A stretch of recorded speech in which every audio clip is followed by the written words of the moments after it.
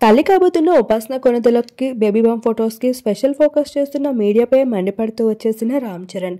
అందరికీ తెలిసిన విషయమే, క్లీన్ కార పుట్టేందుకు పెళ్ళైన ఎన్నో ఏళ్ల వరకు సమయం తీసుకుంటూ వచ్చేసింది ఈ జంట.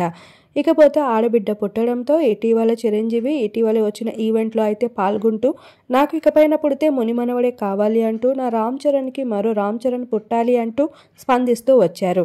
ఆ విషయం ఎంతలా కాంట్రవర్సీస్గా నిలిచిందో తెలిసిందే. అప్పటి నుండి ఉపాసన కొణిదెల సెకండ్ ప్రెగ్నెన్సీపై నెటిజన్స్తో పాటు మీడియా వాళ్ళు సైతం ఫోకస్ చేస్తూ ఉండగా, ఇప్పుడు అదే విషయం బయటపడుతూ వచ్చేసింది. ఉపాసన కొణిదెల ఇప్పుడు రెండో బిడ్డకి జన్మనివ్వబోతుంది త్వరలోనే. ఈ విషయాన్ని కూడా ఇంకొన్ని రోజుల్లో అఫీషియల్ చేయబోతున్నారు.